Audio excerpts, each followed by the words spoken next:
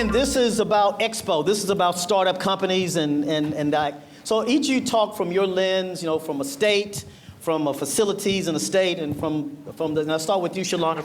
What are some real critical factors that you see that these entrepreneurs need to hear about, that they need to understand, and particularly from a downtown Baltimore point of view, that they should know about that's going to help drive their success? Thank you. Thank you first. Hi, I'm Shalonda Stokes, president of Downtown Partnership of Baltimore, and honored to be on this stage with such amazing talent, and thankful to you, Troy, and Tammy, and all of you for creating this kind of platform.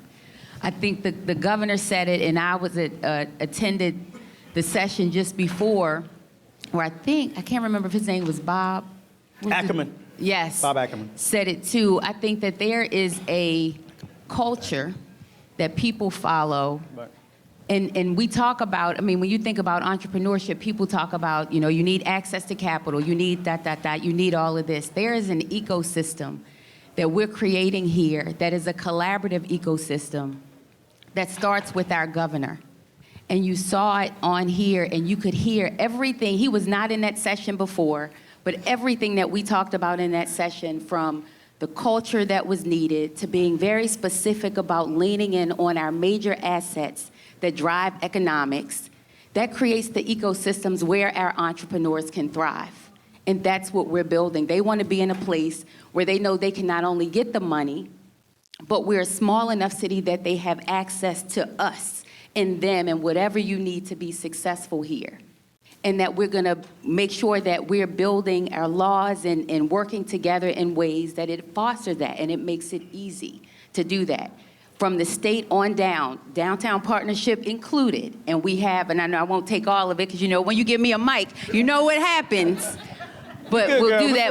But Good. looking at how we then take that, and that centers right at what we're doing in Baltimore, the connection of innovation, of economics, of innovation, but equitably, the inclusive part of it. And so that's why the businesses want to be here. They will thrive here, and we will all grow that way. Thank you, Sean. So, Mr. Secretary Kevin, part of your job is to make that happen, right? Is to execute at a state level, but also at a local level. Talk about, again, what entrepreneurial success and what you've got on the plate to drive that success for entrepreneurs. Sure, thanks, Troy. First, I want to say thank you. Thanks again for your leadership and the mass and everyone. And I will take a quick moment of privilege, because wherever I go, I want to make sure that I identify my staff. Everybody from the Maryland Department of Commerce, stand up. I want everybody to see you in the hard work. Exactly, and take a bow. And if I may also take a point of privilege, I want to thank you for your lead sponsorship of this event. Exactly. Of this event. As always, we're paying for it. No, it's okay. You are called the Department of Commerce. That's exactly right. But I wanted to quickly point out about our vision about what we need to do and how we need to create it. And I'm just so excited because you guys got a chance to see the governor. And he speaks in a firm voice and even a more exciting voice when we're in cabinet meetings. So what we need to do is to be exactly that, what we've all pointed out about being intentional and making sure we concentrate our resources. So when you take a look at, some of the well of opportunities that we have, all of our prowess in education, all of our prowess in what we have for our standing institutions, everything that we have in our federal government relationships, and everything that we have in our people. So now you got to connect the resources and connect what are always, and I think really well-planned programs that we already have in the state, and begin to put them together to make them work.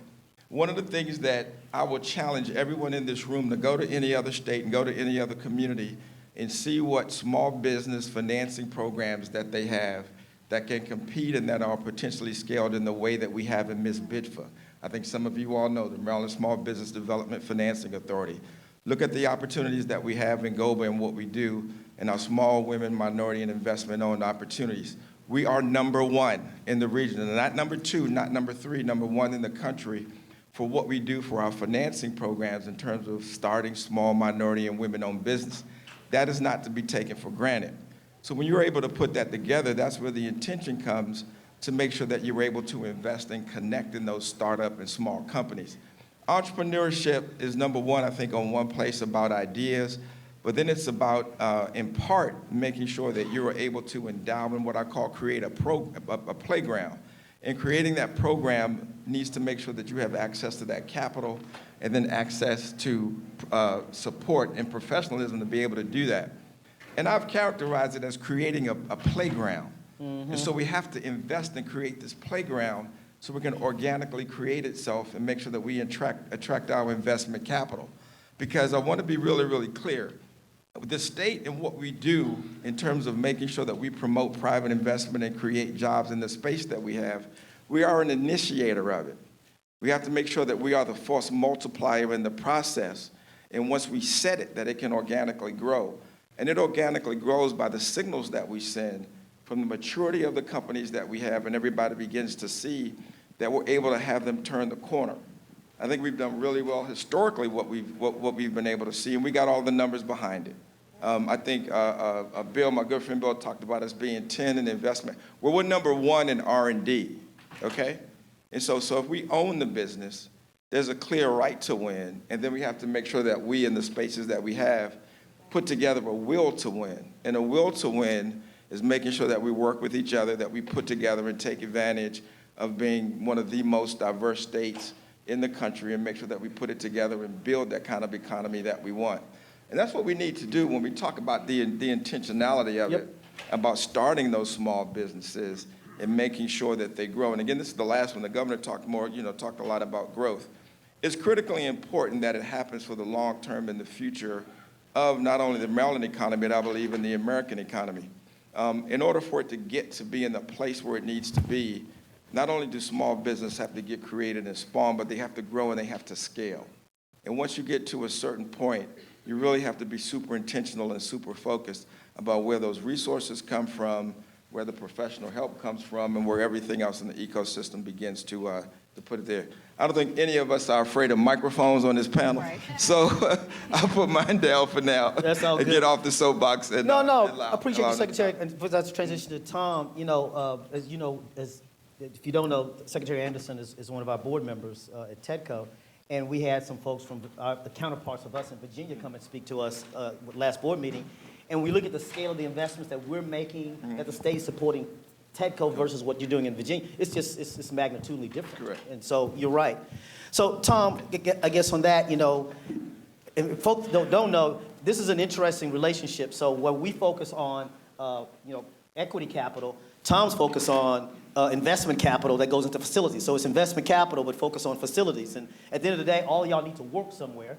And that's the whole point of what Tom and his team do. And so, Tom, as you think about the tools that you have and the conversation you just heard from Shalonda and the Secretary and obviously from the Governor, how do you kind of bring that to what you do at Medco for entrepreneurs to make sure they have those spaces? Sure. And once again, thanks for the opportunity to be part of this great group. And all of you, congratulations to all of you for just being here. I mean, this is part of establishing a community and a dialogue that's necessary, not only to drive the state forward, to make sure all of you are successful. Look, I mean, Medco's, we fancy ourselves as great facilitators of others' success, right? I mean, we want to make sure that we're dialed in on what the assets are, what the opportunities are from a market standpoint, an economic development opportunity standpoint. But I think the ability to execute, to take those ideas and make them three-dimensional and find the means in order to deliver, I think that's really where intentionality really comes to play, right? I think what the governor brings is just tremendous energy and the right attitude, right? I mean, you can have the greatest vision in the world, but if you can't put the right attitude behind it and energy, then you just can't execute. And I think what he's given us is a clear direction. Yeah. Let's build not only this great decade for Maryland, but let's build the things necessary to make sure it's sustainable and that your success isn't just one time, but it is generational in nature. So another key word we talked about, culture, I think is a definite area of focus. We need to get away from just all government, driven solutions. We talked about intentionality, which gets to the whole execution part, partnership. Partnership is so vital these days. The government can't afford to pay for it all on their own. We can't just look to the private sector to solve all the problems that government can't solve. Civic organizations, we have a tremendous community of foundations in this area. How do we bring all those resources to bear to deliver on projects? And that's really where we like to put our focus on how do we create those places where you have proximity. Entrepreneurs can have proximity to the whales, as the governor put it, to the major federal installations and laboratories, to the big defense contractors that help in a lot of ways bankroll the ideas, the discovery that you come up with that ultimately become the new ventures that drive success. But we got to build the buildings. We have to make sure the communities are in place, that the transportation is in place. We've been spending a lot of time. Where's Sarah Horta? Hey, Sarah. All right. She's been spending a lot of time working in Southern Maryland building skiffs. Yes. Right.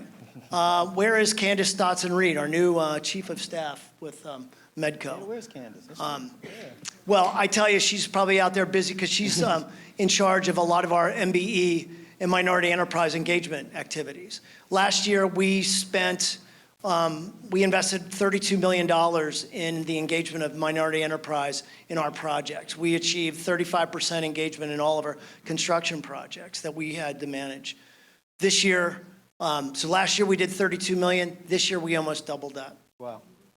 We did over $1 billion in revenue bond. Thank you. But it's because we had the goal in putting these transactions together to make sure that everybody had an opportunity. There was an equity opportunity, that we were engaging the breadth of talent that we have. So, I really think having the right attitude and executing is really important, but not being afraid to partner. So everyone's spoken about this. I'll start with you and I'll go back to Shalonda and the secretaries. You talked about the role of the private sector and Right. this notion of public-private. Talk about, if you, as please as you can, kind of how Medco takes that and brings that to bear. Sure. Look, many of you, maybe you're in government at whatever level, you have these great ideas. Man, if I could just get the money out of Annapolis, or if I could find a way to finance it. Or private sector, if I could only just fill this gap that we're having with this development project, or if I could just get a sewer hookup or provide more road access. That's an opportunity. Don't, look for the opportunity amidst the challenge, right? Because we have to deliver on these opportunities. Come and see organizations like Medco. We have the ability to bring together public and private resources and help deliver those solutions that provide that last mile or cover that gap that all of a sudden helps you deliver on projects. Governments are looking for ways to fund projects in ways that go beyond their capability. And oftentimes that means looking at future tax revenue, tax increment financing, other creative partnership opportunities with the private sector. That is another means of capital. That is another means to an end, if you will. So don't just give up. Look at around you. That's where events like this are so important. So you can be heads up and looking to the other people in the community that may be a source of help. But the private sector, look, in my time with the university system, we did a lot of great research, and they still do. They do fantastic work. But did you realize that 70% of all sponsored R&D is industry funded in this country? That means that's a ready and willing partner waiting for you just to pick up the phone or send an email or reach out. And I think those are the kinds of discussions we're trying to help facilitate. And places. Yep. Find places where this proximity can help forge solid partnership. Thank you, Tom. So, Shalonda, I see what you do and what you do with Downtown Partnership is a manifestation of public-private, manifested at a small business, obviously the big business, but a small business. So talk about how you are bringing that to bear, that combination of the public and the private. No, thank you. I think building on, and part of what you said is true. This stage is a friend stage. Tom and I go way back in this, and part of it helps being in the room and creating those opportunities of connection. So when you have an area and you can make sure that you connect family to, like you have to be in those spaces and places. And so for Downtown Partnership, coming into this role, especially me being an entrepreneur, Phil, we had the company, I don't want to tell how many years, because then y'all start to say, well, how old is she? But we own a media company for more than 20-something years. And in that, understood the value of what it took to really grow the business. And so and that's why I said beyond the capital, access is a good word because it was the relationships and all of these other pieces. And so when I had an opportunity to come into Downtown Partnership, you could bring that sort of entrepreneurial lens into it to say, how do we then create that ecosystem that fosters development and growth downtown? To that end, I came into this role during COVID, and so you had a lot of ground level vacancy in most downtowns, with the question is, are downtowns dead? Right. Well, we know that they're not, and we know that when you talk about the backbone of our economy, what that looks like. And so while we had a lot of real estate vacancy at that ground level and people who were home and skilled and opportunities or people who could see their business launch, we created a program called Boost, which stands for Black-Owned and Operated Storefront Tenancy. In this program, we partnered with the business community, partnered with the real estate community to fund and say, how do we support these businesses in this endeavor? We seed up to $100,000 for them to come into the space. We work with them around what is affordable leases, and affordable is relative so that we could get it. We partner them and make sure that there are consultants and architects and legal. I mean, you talked about this morning, you have 19 board members. I have 80, 40, 60. God bless you. 2 of whom are on the stage with already, so probably many of you in the audience too. No, but part of it is how do you then take that ecosystem of public, private, the need, the opportunity, and blend all of that. And so we're bringing all of that to bear for our entrepreneurs to support within that ecosystem. I love that. And Mr. Secretary, so what we talked about is the government, the state can only do so much. Correct. But part of your job is, I think you used the force multiplier is the word that you use, and I like that word. Talk about, some things that you're trying to do to create more of that force multiplying. Yeah, exactly. So, and again, in that space, and part of that, what Tom and Shalana both talked about that partnership, the essence of the job of government and commerce and what we do is to make sure that we go through a process of de-risking and making sure that investment becomes attractive so we can make sure that we do it. And again, in Troy, what you're talking about, some of the programs that we use, we go to places where they're hard to find. And so there are a couple of things that we have in place, and I'm sure all of you know it. We have our financing programs. We have a couple of programs called the Build Our Future Grant Program.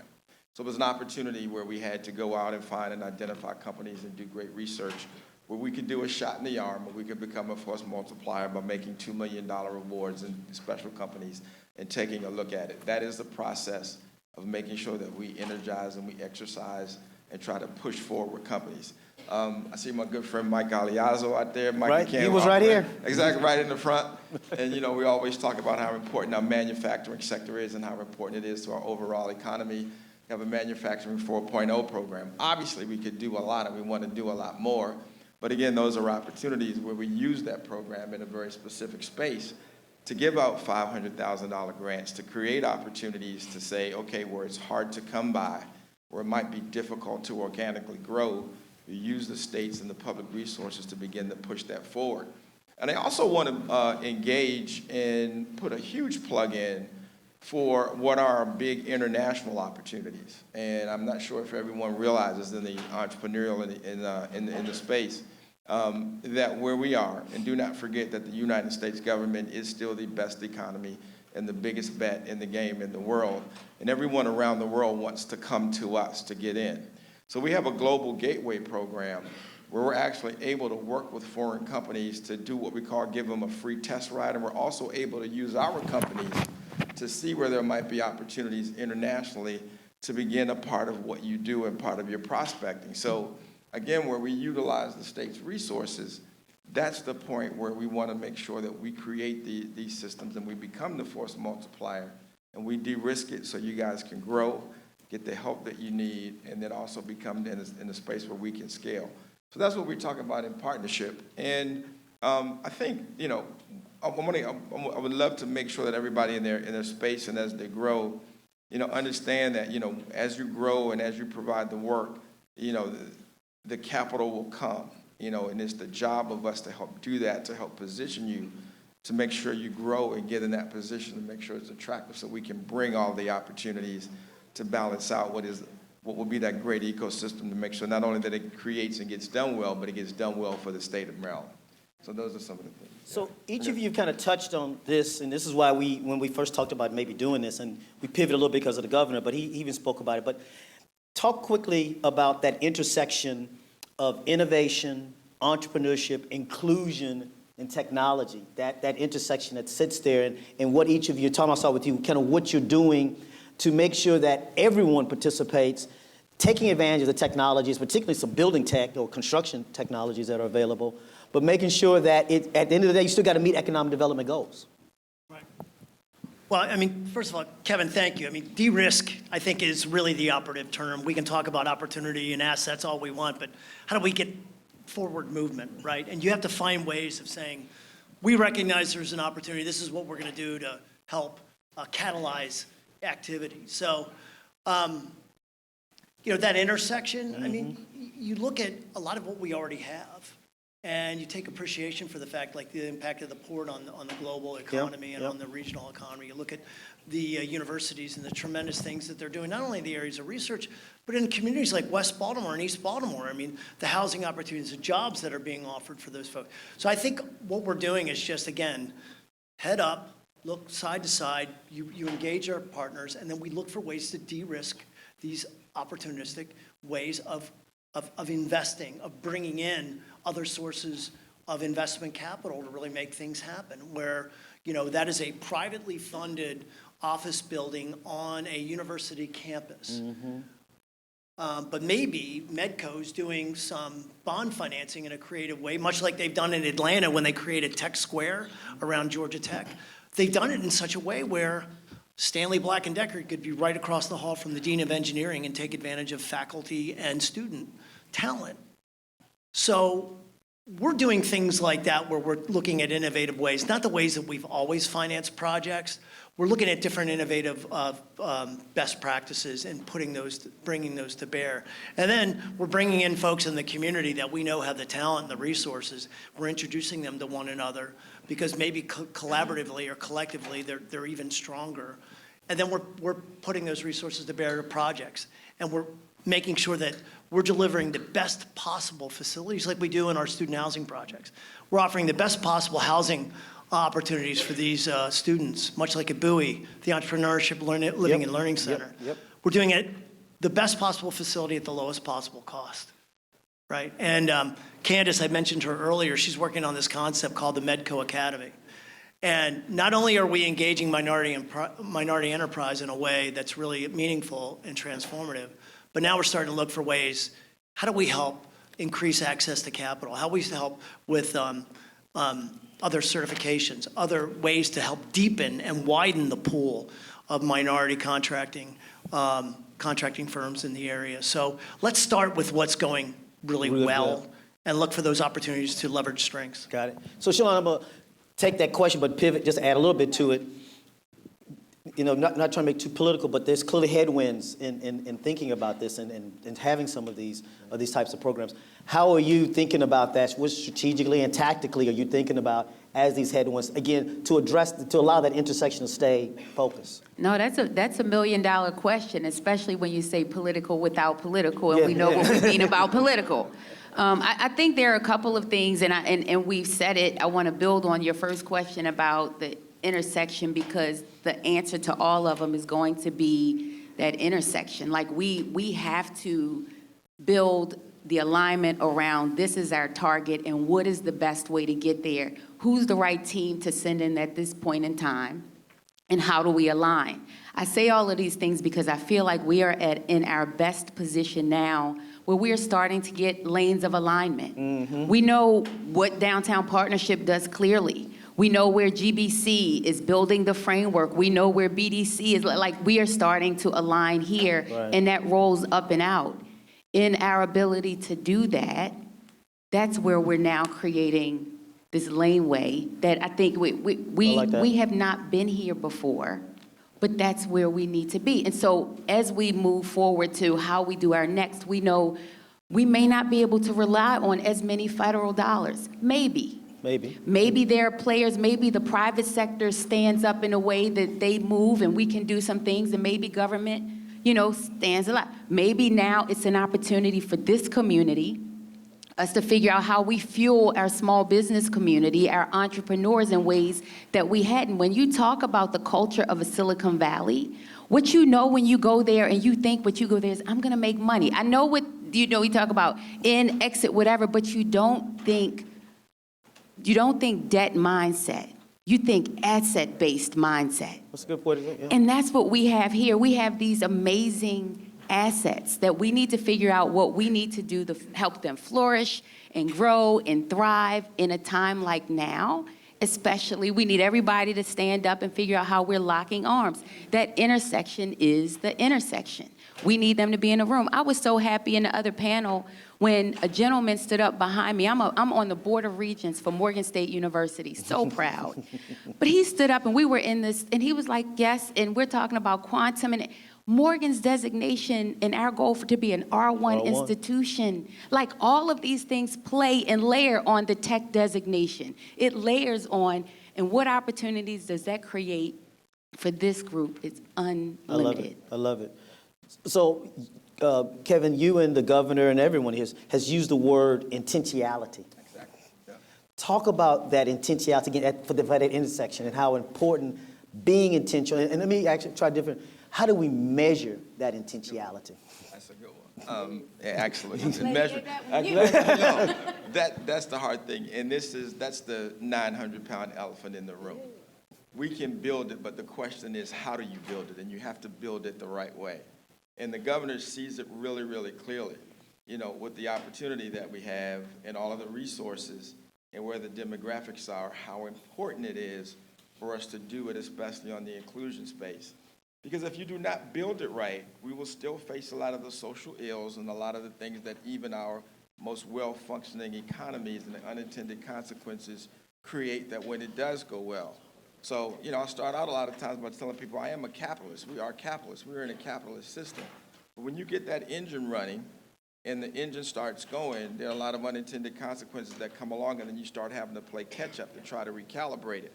Making sure you get the inclusion in on the startups and making sure that they're able to grow and become a part of the growth and become a part of the economy gets you in a place where you can begin, as the governor clearly talks about, making sure we address the racial equity issues, we address the demographic issues, the other neighborhood issues that traditionally have not been able to be a part of the growth and the visioning and when it gets created.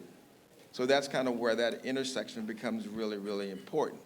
And the governor sees it clearly, and I do too, and I think all of us up here see it, that if you aren't intentional, you can't just like write a little check and expect it to grow organically. You have to make sure that you put those pieces in place and the mechanisms in the system where small companies can get the help that they need, can get some of the entrepreneurial opportunities to make sure that they grow. You know, the governor makes light of it to say, yeah, some people don't have the same family, some people don't have the same friends.